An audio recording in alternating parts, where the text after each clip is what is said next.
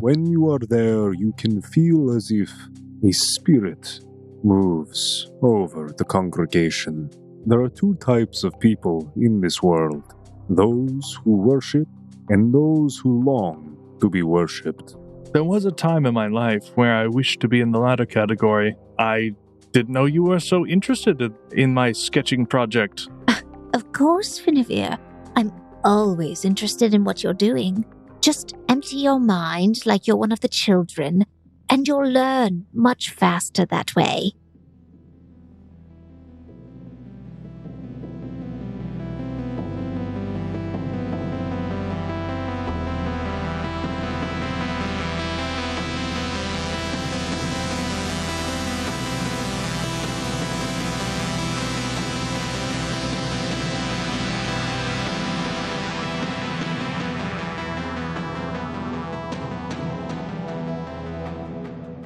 Welcome back, Foundlings, to another episode of the Gate Chronicles. This is Chronicle 1, Chapter 78.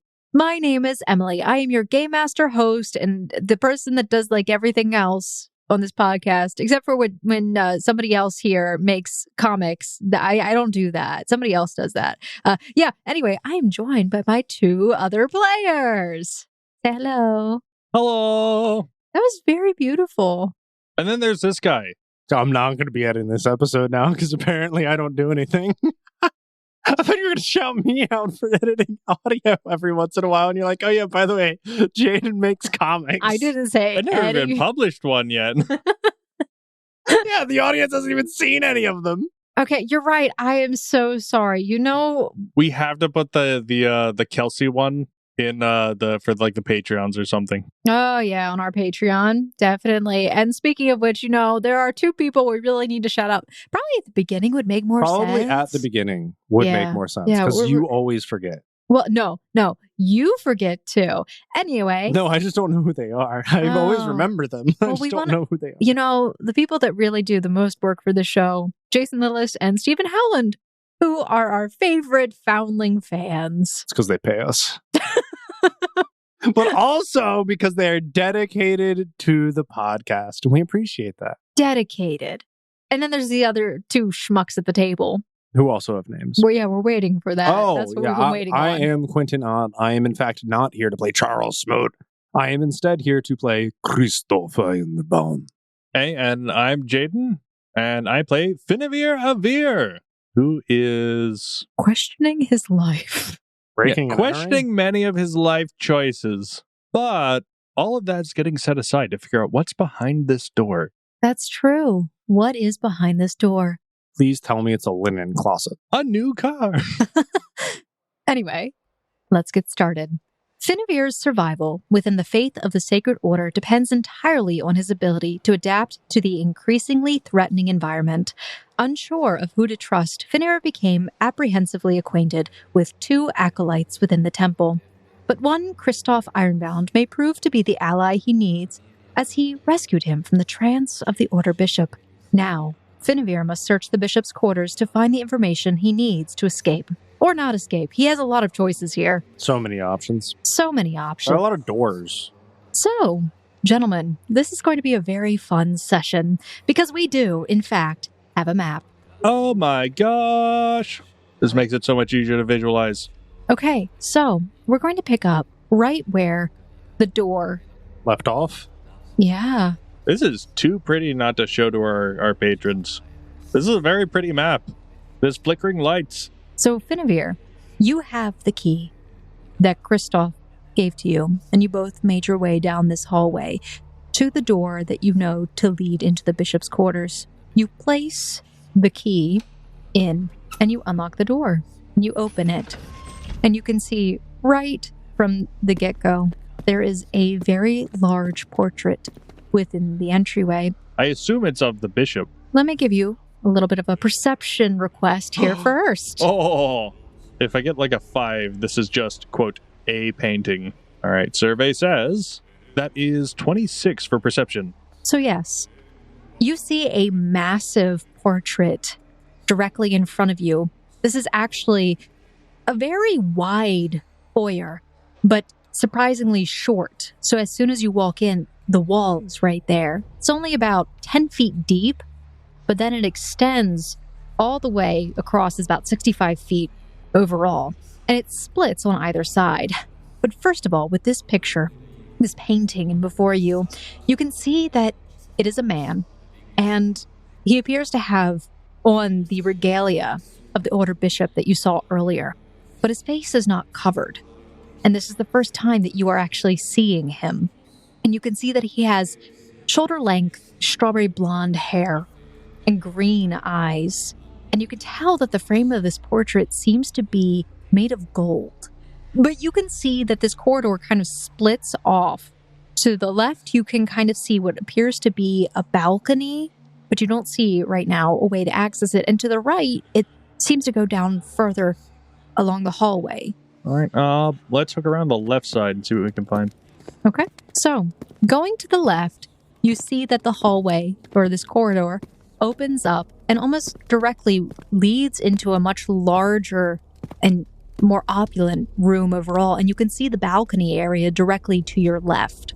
So the first thing I notice is that there's a desk. That sounds like where important things go. Is that two desks? There's two desks. Slow down. Hold on here. First of all, Kristoph is familiar with this room.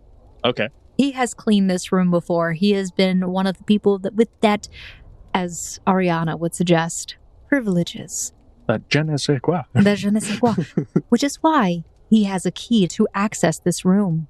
That would make sense. This lower portion of the floor that you're currently standing on, it is the large majority of the space overall. You can definitely hear that there's a fireplace nearby, but it seems that it is cut off from your view by a wall to your right.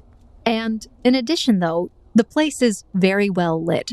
Beyond the light that is pouring in through the window up top, behind the desk that you pointed out, there is also a large chandelier that is hanging from the ceiling.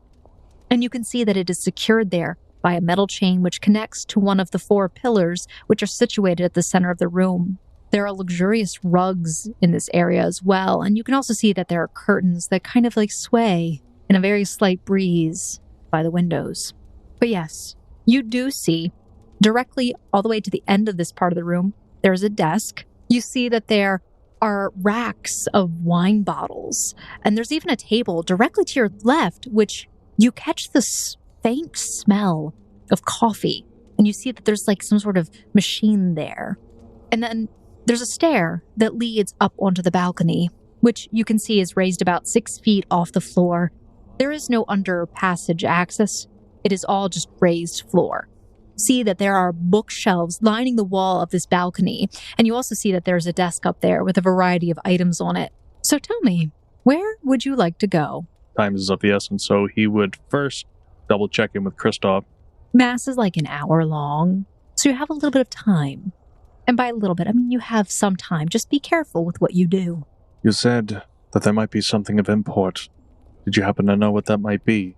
I know why I am here, Finavir. But aside from your strong desire to leave this place, I know not your purpose. I have 2 goals. One, as you know, to leave here. We find something that provides us leverage in that area. It's something that we would need, for sure. But I do have another goal. A dear friend was taken. I have reason to believe that she's being held somewhere in the city, and most forebodingly might have something to do with the wedding that I hear tale about. Would Kristoph know of any ledger that the bishop keeps to track, like, correspondence with individuals, keep names, addresses, useful bits of information? The question is, how nosy is Kristoph? I imagine that Kristoph would... I know he's a watchful waiter kind of person. Like, he just watches and waits. The question is, does he dig through things? I want your opinion on that, since you are playing as Kristoph. I don't think he would have ever dug through anything too extensively.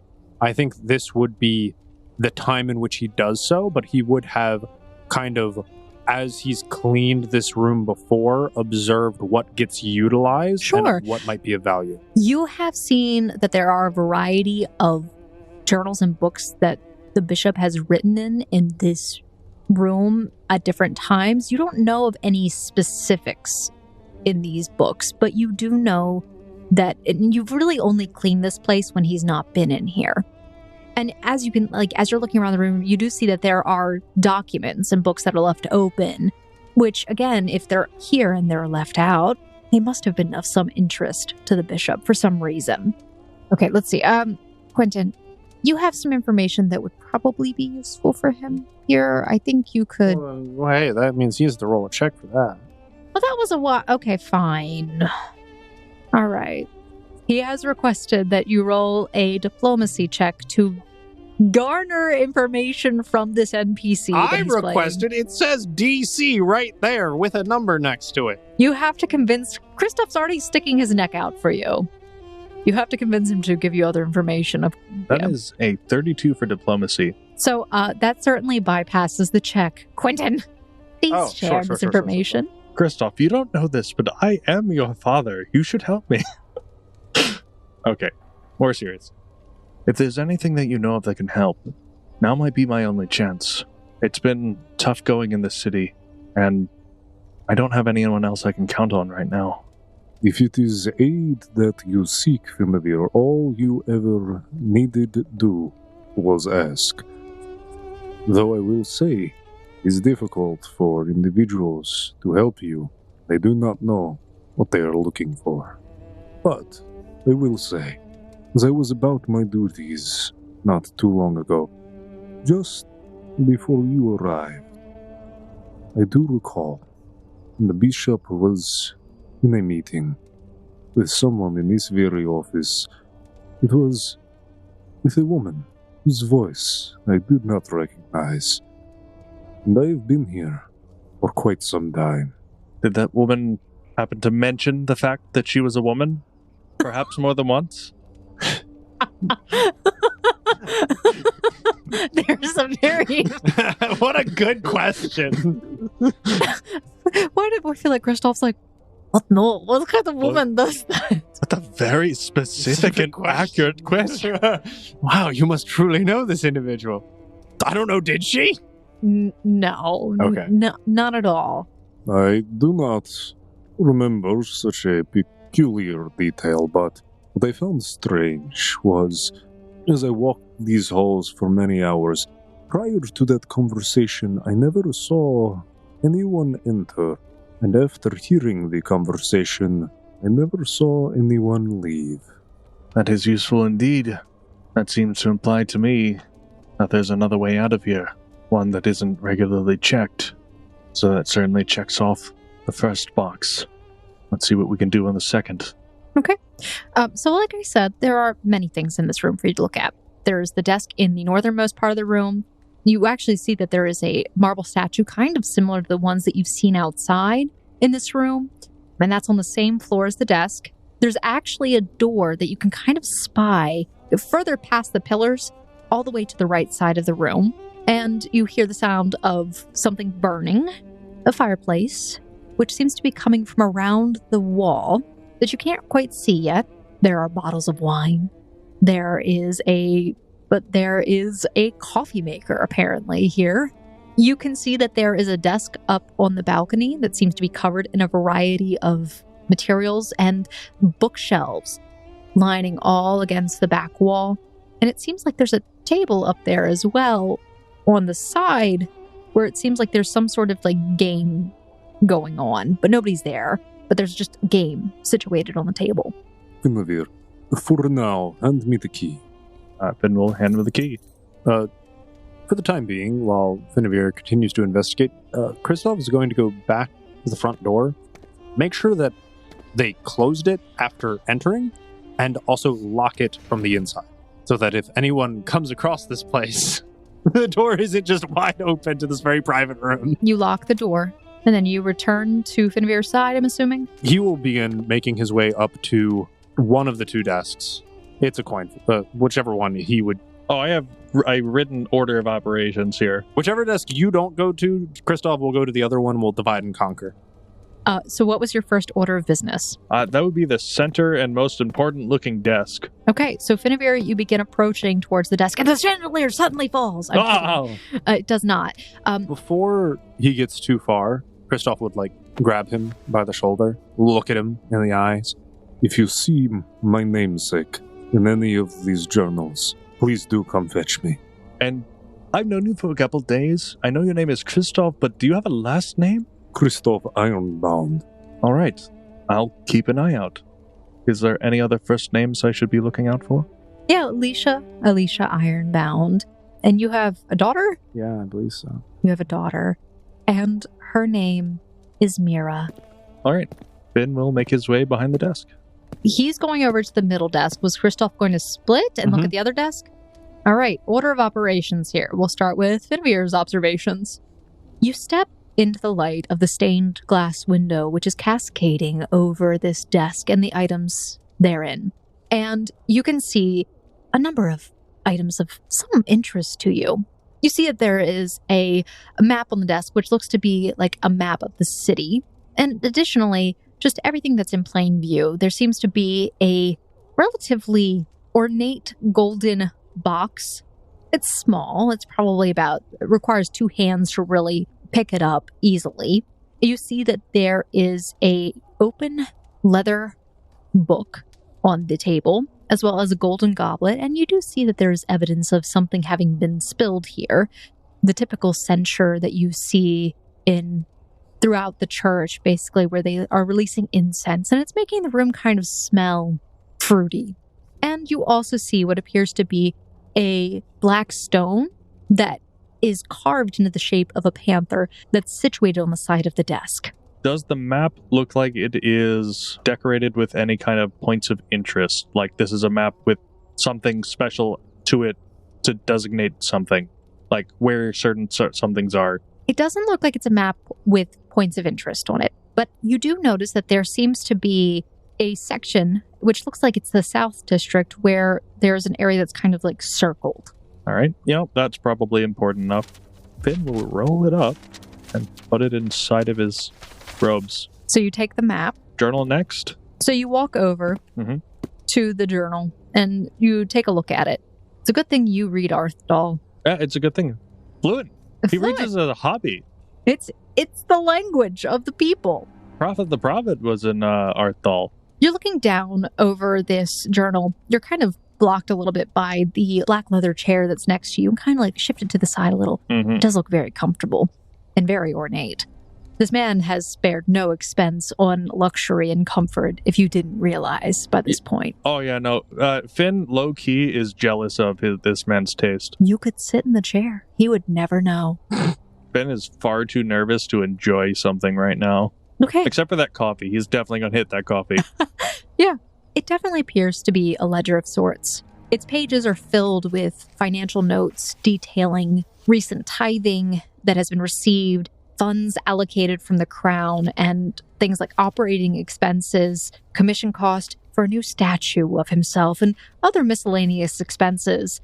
It stands out to you, however, that a large number of the miscellaneous expenses include absurd amounts being spent on things like new clothes, accessories, art, theatrical performances, and there's this one repeating transaction throughout each of the pages that just says BEG-JX,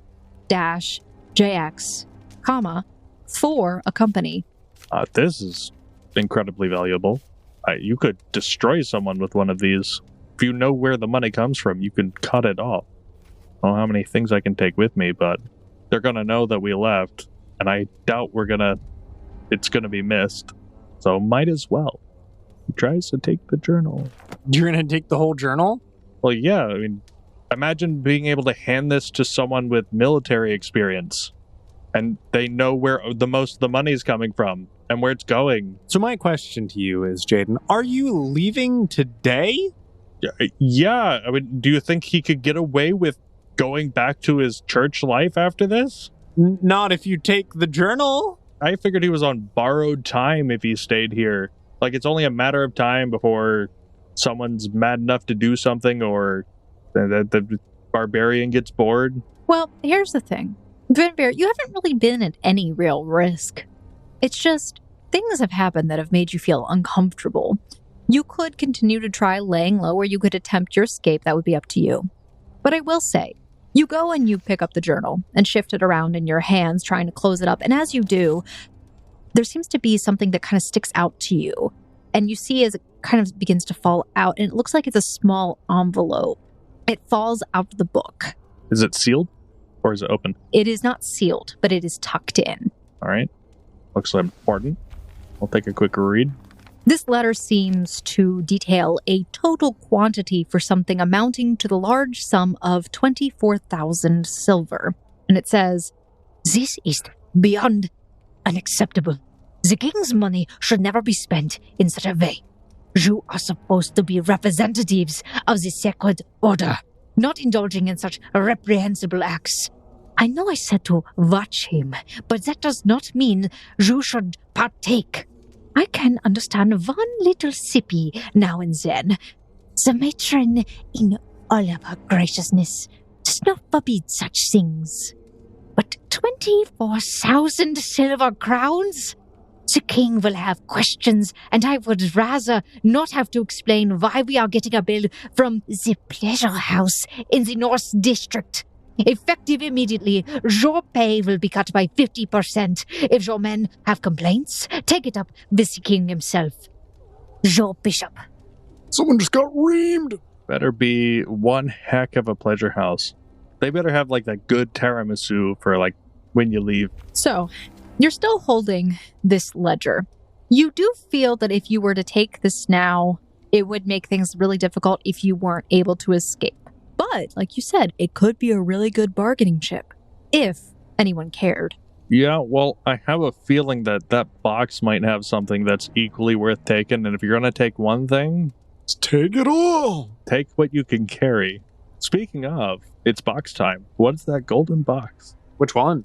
One golden box. The tiny one or the big one? That's a pillow. The pillow?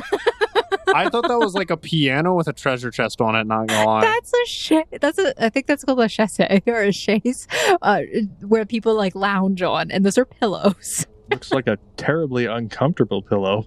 It's like one of those taunt ones that are there to decorate couches, but not to lay on. Oh, 100% he has decorative pillows. That's evil. Quentin's glaring at me. Yeah, so you go and you pick up this chest. It definitely feels like it is gold plated at the very least, but overall it's relatively heavy on its own. And when you pick it up, you hear that there's some sort of jingling inside of it that definitely sounds a little bit like coins. Not as interesting. Yeah, he'll just leave that there for now. I guess you could observe the panther. Sure. Oh, I guess in the goblet. We're going to do something with that in a second. Okay. So you look at the panther. Like I said, it looks like it is a very intricately carved stone panther. And the details in it are surprising.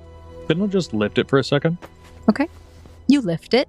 Is there anything particularly odd about it, besides that it is, shockingly real? When you pick it up, you get this really strange, almost reverberant sensation of something that growls through your body. The player thinks that this will turn into a panther, like it's one of those, statues, but I don't think Finn has enough fantasy knowledge to think that that's possible. Then I'll just put it back on the table. Is that goblet actually spilled over? Yeah, the goblet is spilled over on the table, and looks like there's something that spilled out of it onto the table. Can he take a perception check? Presuming it's wine, he wants to determine its comparison to the wines he's familiar with. Basically, is this somehow coming all the way from the north, or is this better or worse? So this wine apparently has been on this table for a little while, and it's kind of seeped into the wood, but you can definitely catch this very fruity aroma. And it definitely reminds you, strangely, not even strangely, it definitely reminds you of one of your grandfather's wines. Why don't you roll me a lore alcohol? All right, let's go. Go roll alcohol. Oh my gosh. Yeah, you can absolutely identify this as Juneberry Chardonnay from Asher Wineries. You know that on its own, it's like the bottle's worth 200 silver on its own. Finlow muttered to himself, probably audibly, the Juneberry Chardonnay. All the way down here? Apparently, he likes his things very, very fine. Okay. So, if you wanted to, where would you be heading next? And then I'll pop over, just so I can get an idea of what I need to prepare. Sure. I got my order written out. The next one on the list is observing the statue. Wonderful. I'll move you over there, and we will pop over to what is going on with Kristoph Ironbound, who is standing at the top of the stairs, looking towards the desk, which he walks over to. There are these back wall bookshelves that you observe are literally lined from floor to ceiling on just books. There is one shelf, however, that seems to have bottles of wine stored on it, even though there are wine bottles stored on a shelf on the lower floor. These seem a little bit more decorative or something along those lines. Do me a favor, roll a perception check. I should have had you do a perception earlier, Jaden, but a lot of the stuff that was on the desk was already visibly obvious. 29 for Kristoph. What are you looking at first up here? There's the desk, there are the bookshelves, and, there's the table with what looks like a chessboard. Also, kind of curving along the main wall, right up to where the window is, the stained glass window, there does seem to be a wardrobe and what appears to be some sort of box on the floor. Kristoph probably wouldn't assume that what he is looking for is something that the bishop would have out, because it's not something that one would need every day. He believes that the bishop is a curer of secrets and information, so he would probably be most interested in the bookshelf, looking for the specific documentation he's seeking. Okay, you're going to actually use the gather information activity. You technically are going to roll a society, because normally you would roll diplomacy, but this will be the society check because we're using the bookshelf. May I, per my feat, schooled in secrets, if you are trained in occultism, you notice signs and symbols that members of the occult use in their secret societies and affiliation of their fellow members. You can use an occultism check in place of diplomacy in order to gather information. That's fine. Oh, I saw it. Oh, it's a natural 20. And what's the total? It is a total 31 for my occultism to gather information. But I am looking for specifically what I sent you. But you begin perusing these shelves, and you've spent some time in here before, and you've already had a little bit of that time to kind of look. And you've narrowed down the section that you probably need to look into. Is over in the right corner area, where you know that there seems to be books that are more specifically detailing the acolytes and also any criminal offenses. And you begin perusing through there. And it doesn't take you long, as it is actually very well organized and alphabetical. And you do find your name in the book. Is this like a bound book? It is. Kristoph's going to tear out his pages. Okay. He's also, if he could, as it's alphabetized, he would attempt to find Finavir's pages as well. You don't find anything yet. He's only been here a week. Kristoph takes his pages and he puts them in his vestment. Okay. Is there anything else you wanted to look at up here while you were? He would peruse at a surface level the contents of the desk in front of him, as it's something that is near, and he is still also looking for the sake of Finavir for things as well. Yeah, of course. So you walk back over to the table before you rejoin with your comrade, just to peruse and see what you can find. You see a majority of the documents that are on the table are some sort of information on construction, and there are even schematics detailing plans for an additional temple to be built in the South District. And you see that there are several areas that are kind of circled in the southern area. And you see a few notes kind of scribbled in there, needing to relocate the homeless population, tear down parts of the slums, concerns for rebellion, and all those little details. You also see on the desk a number of potions that are there. You see one that's like a small round bottle that has a green liquid inside. Another one's like a thin vial that has a light blue liquid in it. There is one that is a tall but narrow glass bottle that has a dark red, viscousy looking liquid in it. There's a triangular small bottle with a glittery orange liquid, a small round bottle again with a shimmering liquid inside. And To you, it appears that this color is kind of like purple. There is a silver goblet on this table, and that's about all that you see that is of any significance to you at this time. Can Kristoph go and look at the wine shelf?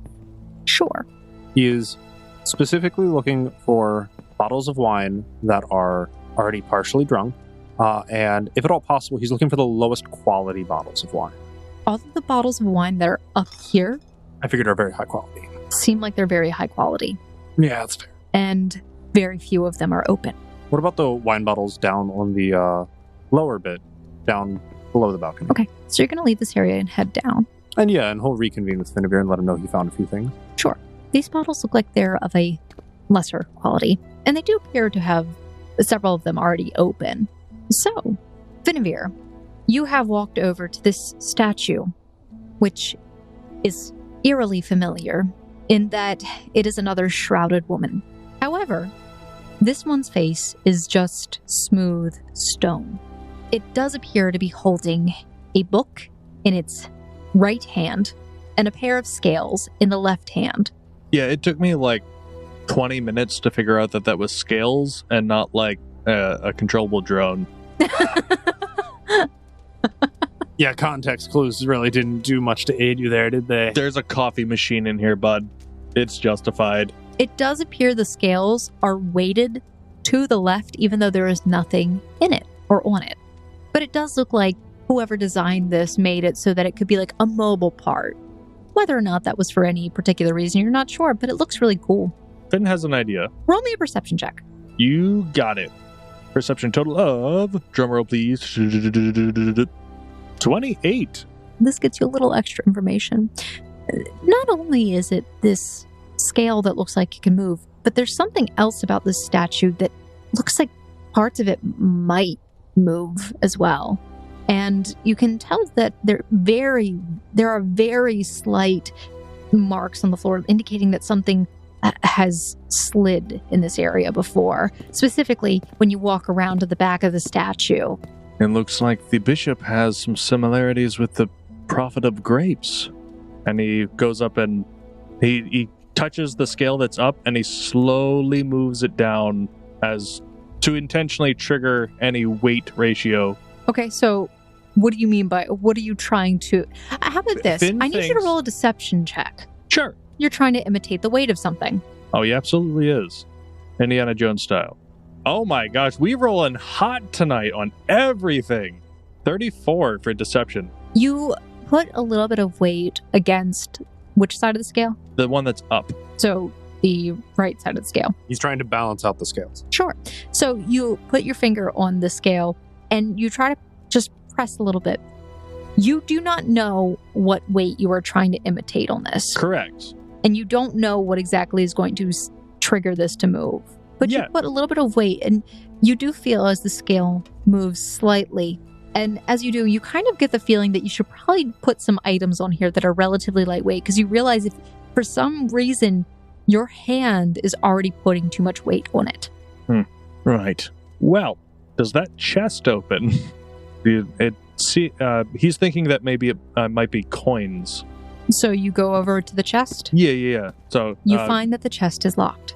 The little box is locked. does he have a pen I could try to lockpick this with? There was a quill on the desk, but it's not a metal quill. It's like your standard medieval style bird quill. Yeah, and Kristoph's too bald to have a bobby pin. Well, no, if it was a quill and it did have a metal tip, it would be too big to use, I think. Too wide. You basically would have to break it and bend it, and that would be just to be make half a tool. There are many different items around this room. Yeah, You could try them. Yeah, he's gonna try to hunt around for a lockpick, unless Kristoph, you wouldn't have. I mean, this dumb question, but you wouldn't happen to have or see any coins around. I have a feeling this might be a way out. What purpose would coins have for you? I mean, if it's... Do you read about fiction? What is it that you are looking for, Finavir? I believe if we put a few coins in that scale, the statue will move, revealing a passageway for us to potentially escape. Need it be coins or any light object? Don't know, it just seemed right because this is such a lavish place. Is there a saying with the shadow, the shrouded woman? Could I roll a knowledge religion?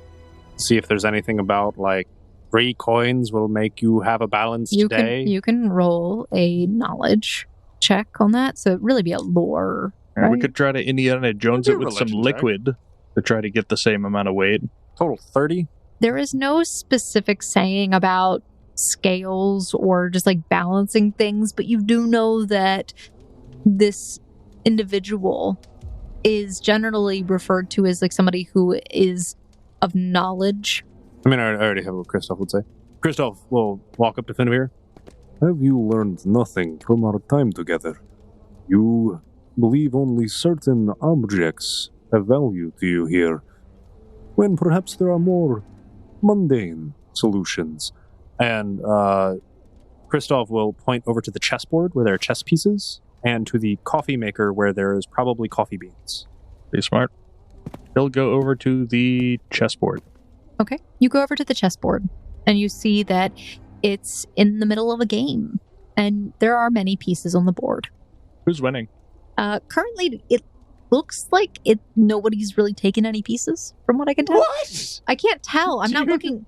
It looks like white's winning then. I would say black's winning and white mounted a very aggressive counterattack in a very desperate last attempt. Yeah, but the GM said white's winning, so white's winning. I don't know. I didn't make this piece. Honestly, I think it's very Poetic? it's not analogous, is it? An analogy for, right? Yeah. For what's going on right now, how the Red Kingdom is far up in Secret Territory, but the Secret Territory threw one last Hail Mary way deep into Redguard territory to see if they could do something. You know, that's really funny because I literally just went and found this image, not the map. I made the map, but like I just found this chessboard. Yeah. You know what? Yeah. He'll take the pieces and leave the pawns on the black side. Take specifically a knight, a bishop, a king, and a queen. Okay. Oh, he'll just take all 4 bishops and chuck them in there and see if that happens. It's very bishopy. Very bishopy today. Okay. You take these pieces and you walk back over to the scales. I throw a bishop in. It's too light. It seems like it is negligible bulk. You'll start putting pieces in one at a time. King, wait, knight. To make something light, you need 10 pieces. Oh. Negligible bulk is negligible. He'll dump them all in, and he'll grab the other side's pieces and start throwing them in one by one. Okay. You see that as you do this, and how many pieces are on this board? Okay, wait, no, let's not be stupid. We can figure this out, everybody. We're not uncultured. There are 16 chess pieces per side. There should be a total of 32 chess pieces. There's 26. Which means they ate some of them. Arthal chess, man. You see that as you put 26 pieces, all of them, onto this thing, first off, they're kind of overflowing off of the scale, and so they're not staying on. But you notice as you get at least one light bulk's worth, the head of the statue makes a quarter turn to the right. Where do it be looking, though? Yeah, where is the statue looking? It makes a quarter turn to the right. It's not looking in any particular direction. It is a quarter turn of the head, literally just going shh. Yeah. Now, if you're asking where it's looking towards the balcony area, if anything, or maybe the coffee maker. But what the GM is saying is not significant where this statue is currently looking. I'm letting you know that right now. Don't overthink it. I promise it's not bad. The clarity is deeply appreciated. That could have been a red herring for hours.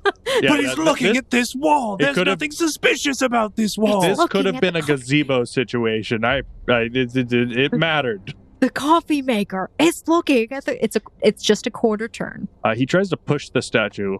He'll try front, then right, then back, then left. It will not budge. Make a perception check again. In the meantime, can Kristoph make a cocktail? Yeah. Okay, so what I'm actually trying to do is I'm trying to find roughly 3 wine bottles that are relatively empty.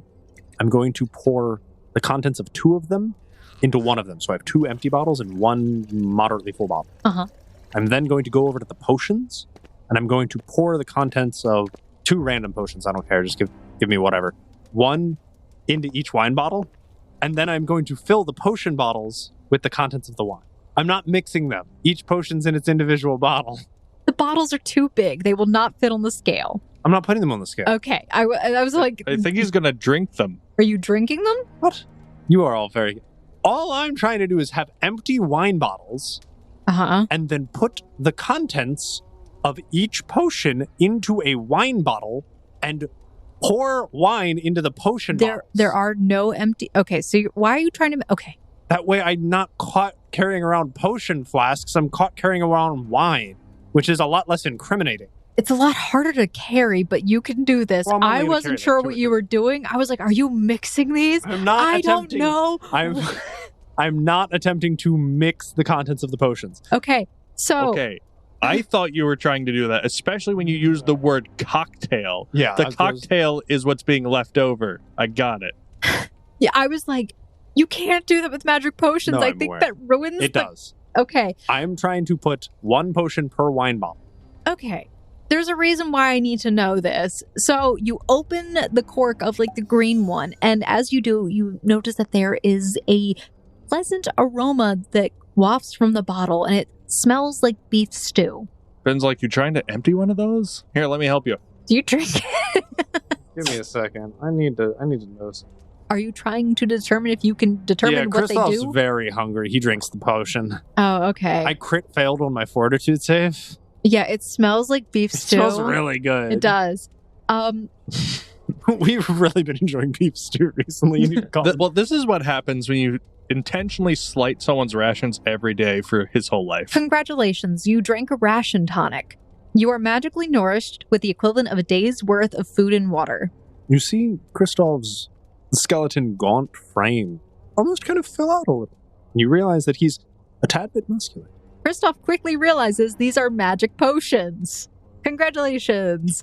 So, are you still pouring them into the wine bottles while he's doing...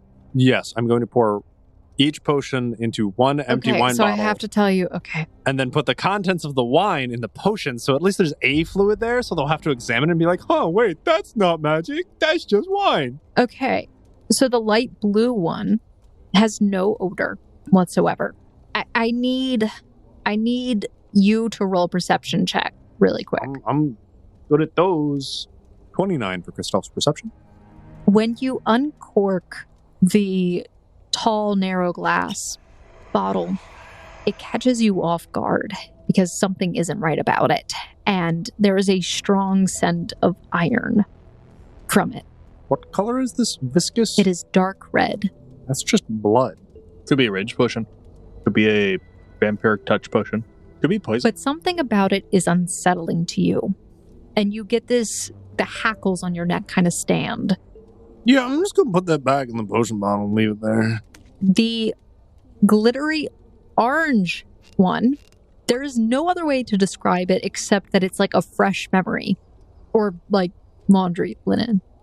A fresh memory or laundry. The reason I gave these all fun descriptions, you just decided I need to put them in wine bottles and make it so much more obvious. I'm just carrying out the wine bottles that he doesn't need anymore. I'm cleaning up the place. Okay. The one that looks like a purple liquid to you, when you open it up, you are not sure what it smells like.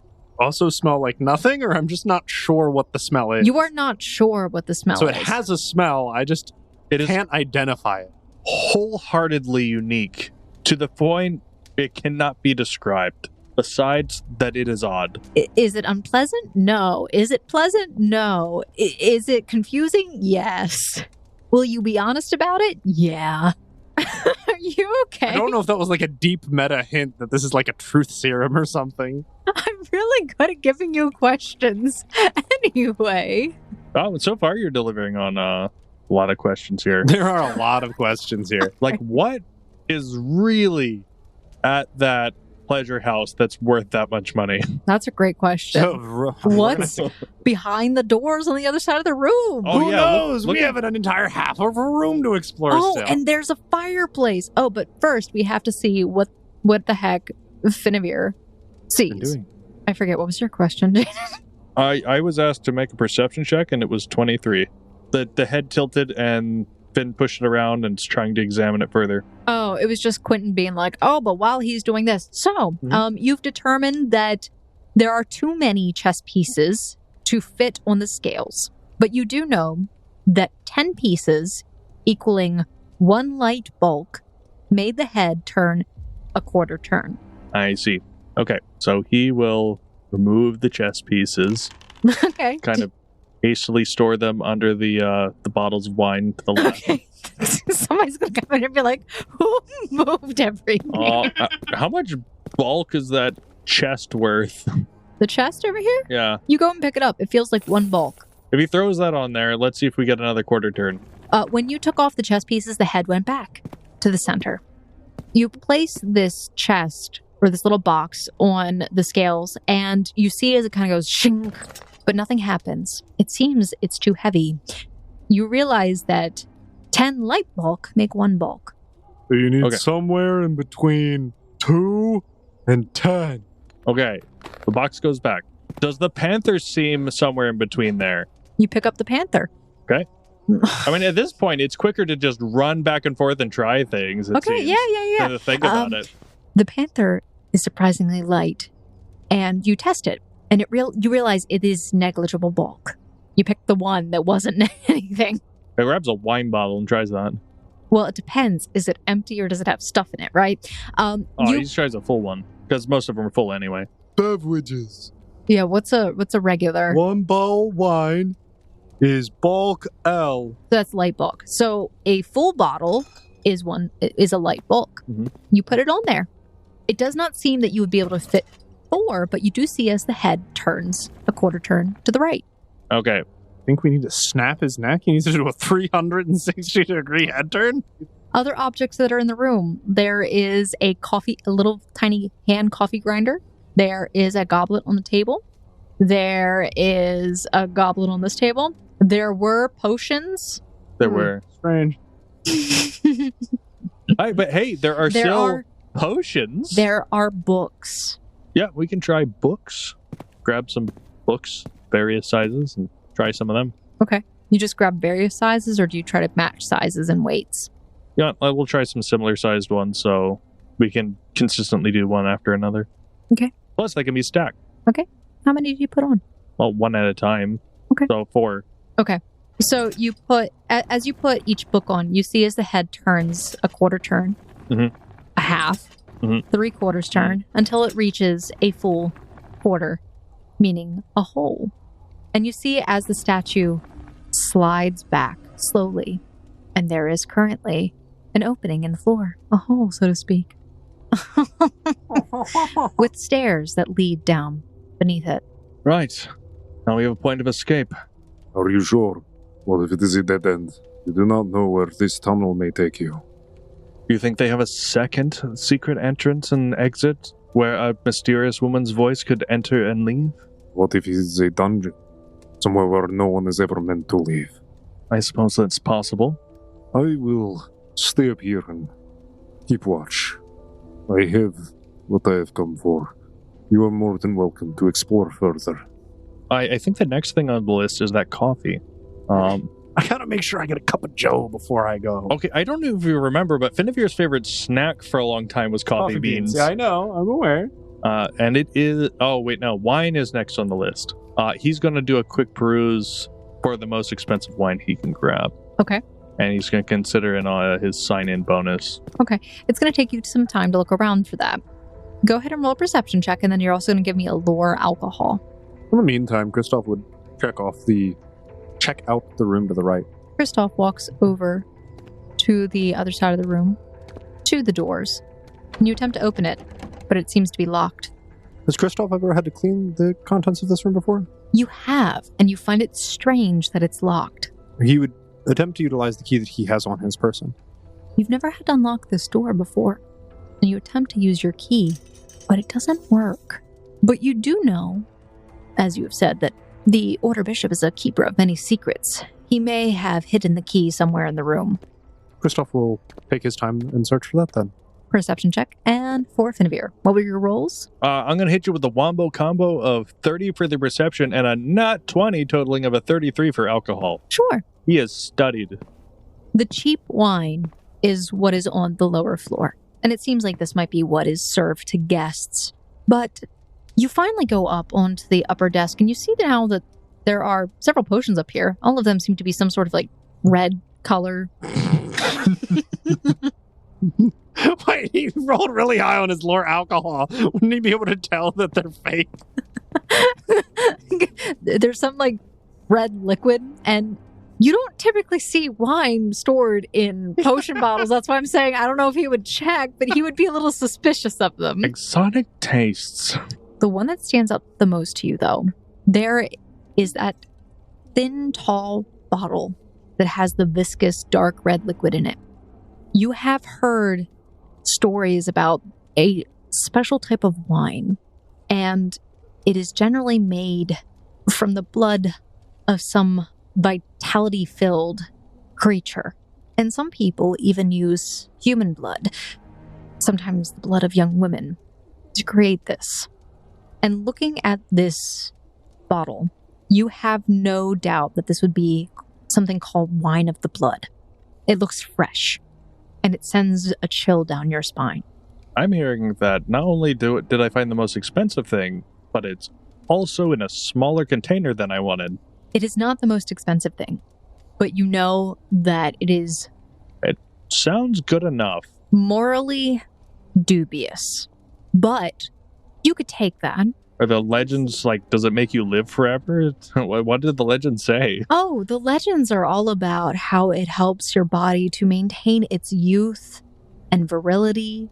You know, the usual. Sacrifice 100 babies, live another decade. It almost has like a drug, like besides being like an alcohol, but it also has a drug-like effect where it can cause euphoria, and has been said basically to heal people, and it can also be used as a way to treat certain emotional maladies. But by far, this is not the most expensive wine in the room, if you could even call it a wine. You know it is infused with magicka, but again, it might not be something that is smiled upon to be sold. Well, he'll pocket it. Okay, you take it.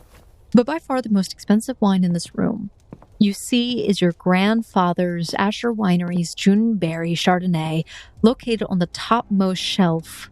You would recognize that bottle anywhere, but you realize you would need to climb to get it, which is a little haphazardous for you, or find a ladder in this room. There has to be one, after all. Well, you assume. Or, you know, someone that would be mage hand. My mage hand has a bit more kick than it used to, and not a lot. No, not a lot I'm of not saying subtleness. you use mage hand. I'm saying the bishop might be magical. Maybe he has magicka. Or asks one of his servants to get a ladder. Maybe he just stands on the back of one of his servants.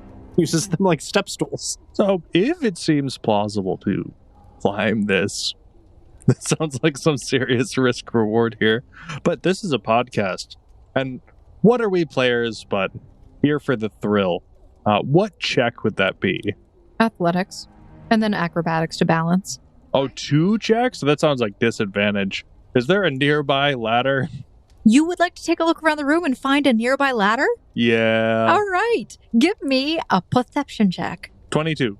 Is there one that can be found in a brief span of time? I like the word you used, so I'm going to give you a bonus. A brief span of time? Well, Yeah. yes, you In the can. briefcase. There is a briefcase that stands out to you. Oh, boy. It's a ladder in a box.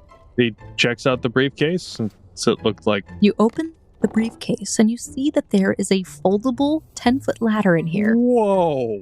It's a ladder in a box.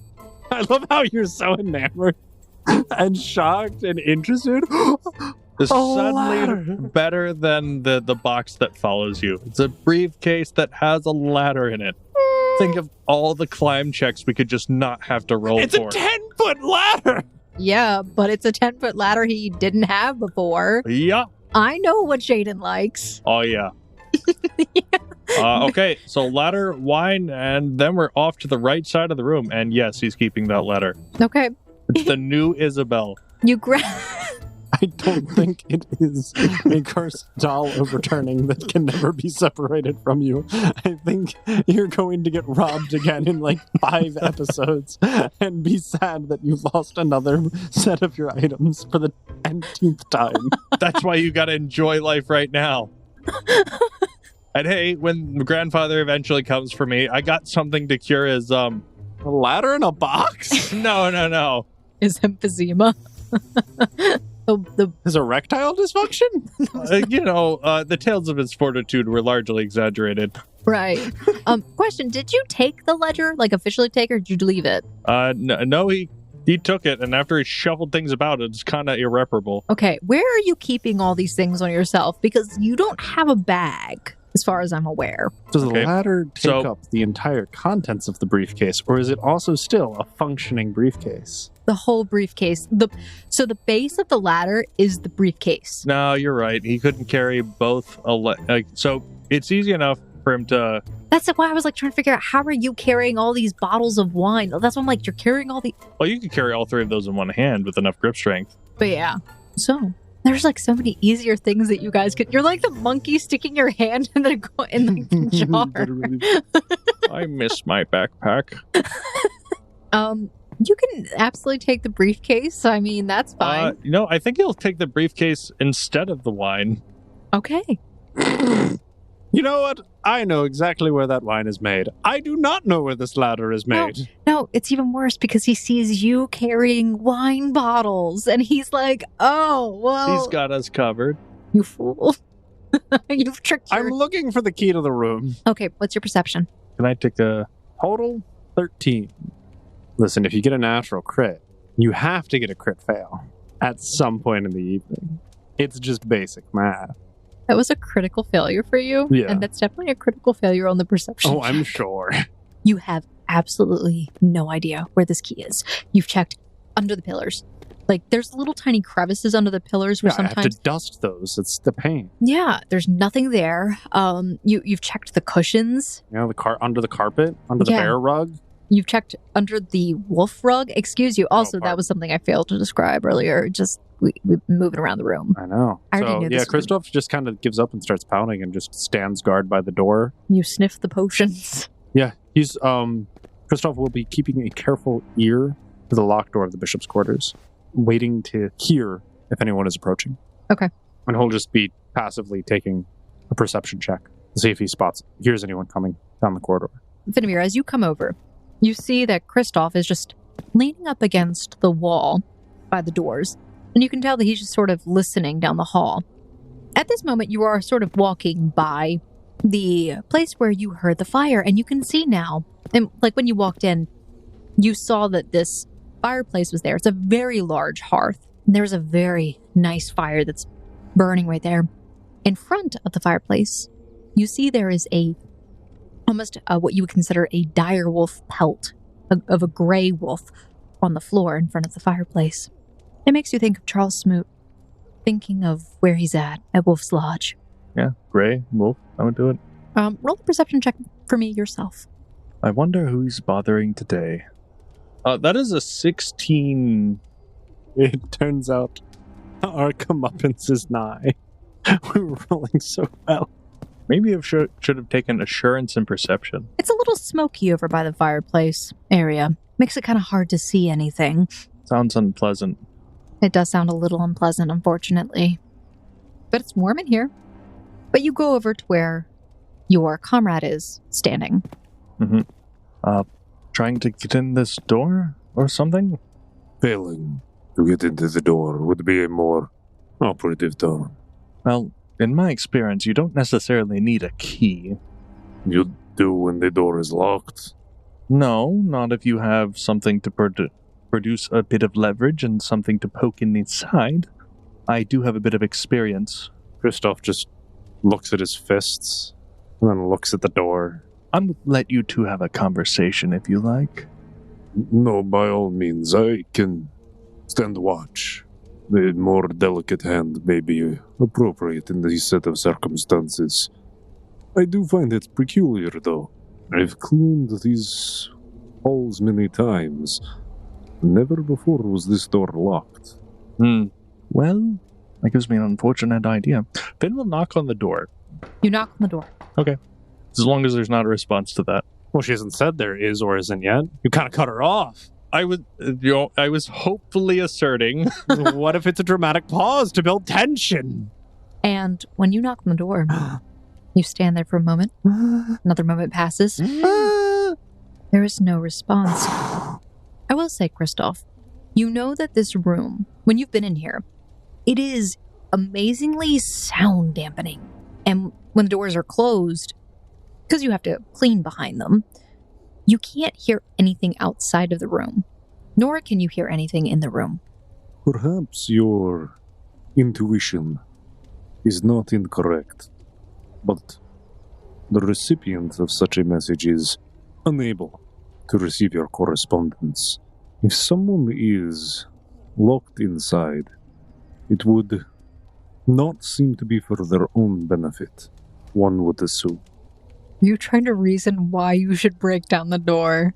I think No, but that's, sound logic if we need to. I guess the only other place for small objects to search, since we didn't see any drawers at the desk, would be the other desk. Search the room in general for a key. I tried that. It's just I got a crit fail.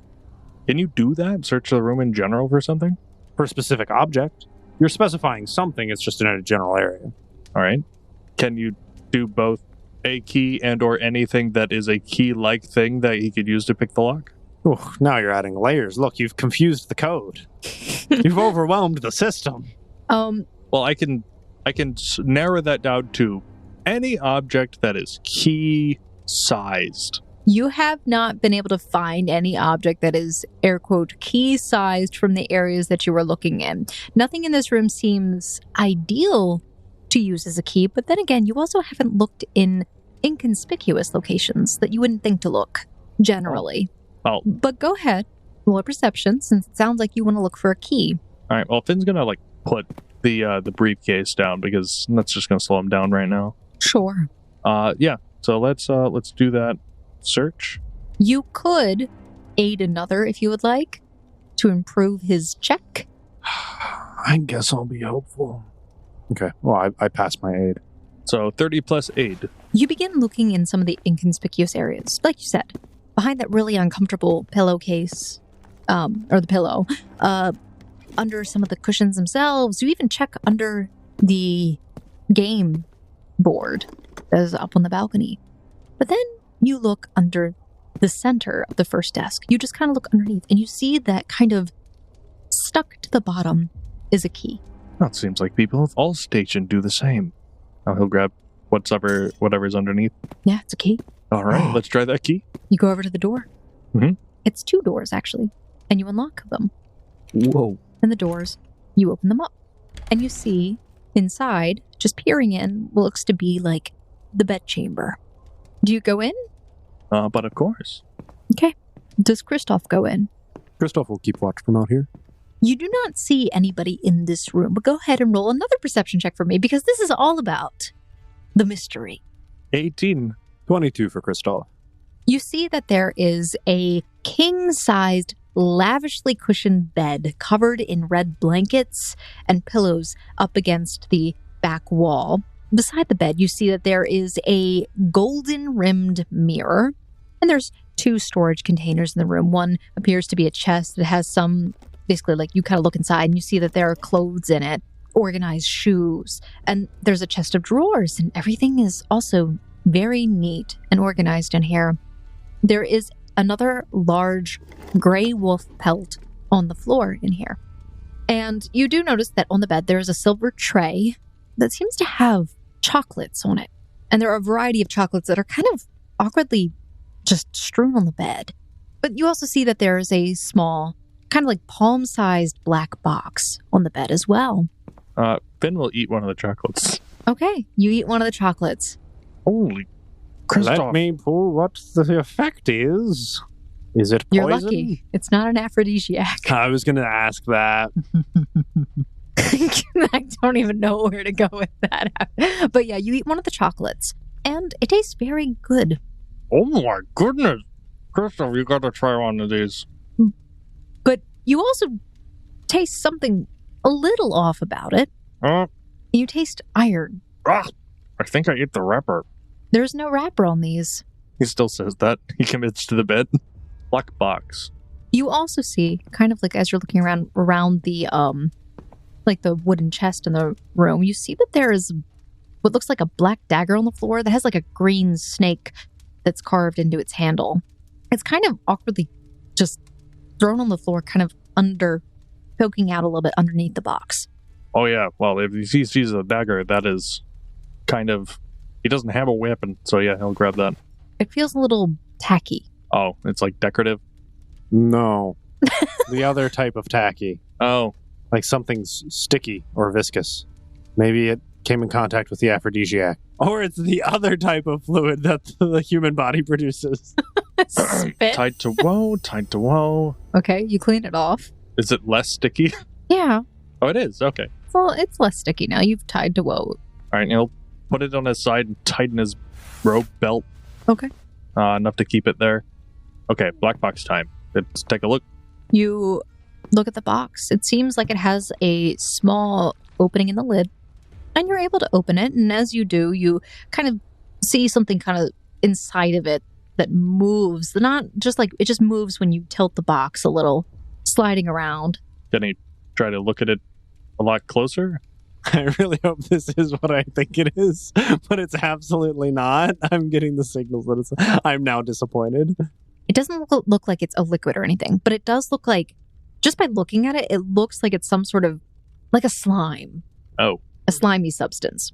Is the perception check for alchemical properties still a thing in P2E? Maybe lore. You put a little bit on your fingertip, taste it, and... Oh, yeah, you can put your finger in... Yeah, you can do that. It wouldn't be like that. You would be making an occult check. Oh, gosh. Occult. I'm trained in occult. Kristoph's interest would be piqued as to why the room was locked. Sure. Finavir, what was your occult check? Your occultism? We'll give it a shot. 24. You've heard tales of it, and it's generally used to dispose of corpses. The ooze-like substance inside of it is known to devour corpses and breaks down the body into the necromantic sludge. It's called the carrion cask. It is worth 500 silver pieces. It is bulk light. And you know that once per day, you can feed a corpse of small-sized or larger to the cask, little by little. Oh, what size is it? Small or larger. You have to feed it little by little, though. Hey, with all of these context clues that we're just now getting, those wouldn't happen to be bloodstains on the bed, would they? Would your perception let you see that? Would you like to come into the room and look? No. Well, he was invited by Finavir by, hey, check out these chocolates. They're great. I think I'll just let the other guy piece it all together. Okay. There was a dagger on the floor. There's chocolates. There's a box known to devour bodies. There's you can't have someone telling people that you're doing it while you're, of someone of high position. Yeah, exactly. This room is like perfectly soundproofed. And Finn goes up to the mirror. Okay, Finn, you walk up to the mirror. It is a very nice mirror. It is high quality. You can see every, just detail of yourself. It makes you look really good. Mirror, mirror on the wall, who is the most profitable of all? You say to yourself in the mirror. He boops at himself. You touch your finger to the mirror, leaving a fingerprint. He does that. They don't have the technology to make use of that. Hopefully. Finn wouldn't know about that. Finn wouldn't know that would be a bad thing. I guess the last thing that he would have to check on... So, I heard that there was a box with clothes in it. Yeah. And then there was a box with organized... shoes and clothes. Shoes. Okay, so also clothes. You have no shoes. Or clothes, really. I mean, upgrade. I know, yeah. If you're breaking out, you break out in style, it's right? upgrade time. These all look like vestments of the Order Bishop. They're all very high quality materials, and all of them have very wide shoulders. Like, wide enough that'd be awkward to get through doors? Wide enough we're talking like old school anime, So, yeah. So, you have to go at 45-degree angles, according to Piccolo. No, you just have to flex your pecs, basically. Do they have, headpieces or masks or anything that goes along with it? You don't see any in here. Okay. He's going to steal whatever looks like the most comfortable pair of shoes to walk briskly or run in. So not slippers if he can avoid it. Not good for running. Speaking of, he's never going to give the slippers back. Okay, Do you have special slippers? you see some very... You don't have to leave. You can make a plan. A viable one? Put all the stuff that we took back. You're right. Yeah, well, I mean, we didn't have to start just taking things. You didn't have to at all. Yeah, so this is where we are, gentlemen. I would say about an hour has passed at this point, and you begin to hear as the church bells once again begin ringing. Finavir, that is our cue. He grabs a pair of shoes, the briefcase. What size are Finavir's feet? 10.5. Okay, I rolled for it. The bishop wears 13s. Big shoes, big feet, big man. And everything you grab, he is definitely taller than you. And for some reason has really broad shoulders. The bishop is actually Smoot. But the clothing is a little too big for you. Okay. Well, then all that's getting left behind, we're grabbing, so he has map, journal, grabbing that briefcase, little box. You're grabbing the black box? Yeah. Sure. And that potion that he has tucked next to the dagger. Finavir, we will not be exiting the same way we entered. The question you must ask yourself is, do you trust this unknown tunnel, or would you prefer an alternate exit route? I don't believe in a feasible exit to the gates I came in, so I'll trust that there's a way forward. If you wish, I will stay behind as you go through the tunnel. I'll reset the room to its best condition possible before making my way out. If you're certain that that's the best for you, I'll wait as long as I can on the other side. I have no reason to trust this mysterious passageway. I have laid out my own plans, of which, of course, you are more than welcome to join me for. But the choice is yours. Plans to what? Wait for the opportune moment? As moments do always arise and present themselves. Well, if I was thinking about that, I wouldn't have taken any of this stuff. No. I believe it's a bit too late for that. I appreciate the offer, but I'm going to take this road and give it my best shot. Best of luck, Kristoph. Thank you for everything. Kristoph nods. And as Finavir walks away from him, he kind of just slowly, quietly mutters under his breath. So, you have chosen. And they part ways. All right, this is going to be interesting. Finavir, you begin walking down the stairs underneath of the statue. It's a 10-foot by 10-foot opening, so it's relatively big. The tunnel underneath is completely dark. There's no light down here. The only light that you have is the light that is behind you. With as much light as you have left, you can see that down at the bottom, there's a small room in here. It's goes on for about 15 feet, and that's about all you can see. Mm-hmm. And Kristoph removes the books, and the statue begins closing over the hole, leaving you in complete darkness. And I think that is where we're going to leave off on this week's episode of the Gate Chronicles. Thank you, Foundlings, for listening to another episode of the Gate Chronicles. We hope that you enjoyed that. There were lots of things to be found in the room. Lots and lots of things. But of course, we only have so much time to explore, so we'll have to pick up next week when we find out what the heck Finavir is doing underground. I can't see my toes! He can't see. He did not think this through. So, you have chosen. All right. So, we again want to give a big thank you and shout out to our patrons, Jason Lillis and Stephen Howland, for supporting us in our content production. Give them a big clap, guys. I know if you're driving, don't let go of the steering wheel. Good job. Good job. All right.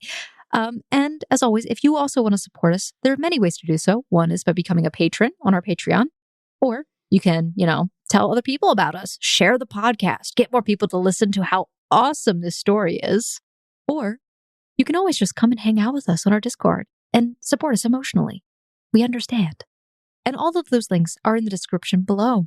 We also want to make sure we recognize our music and ambiance creators, Michael Ghelfi of Michael Ghelfi Studios, Monument Studios, and all of the creators and content producers on Epidemic Sound and Artlist for allowing us to use their music and ambiance in today's production. All right, we hope you'll continue to follow along with this story of the Gate Chronicles. Next week. Yeah, like there's many weeks. I don't know. It's just weeks. Anyway, bye. Bye. Goodbye.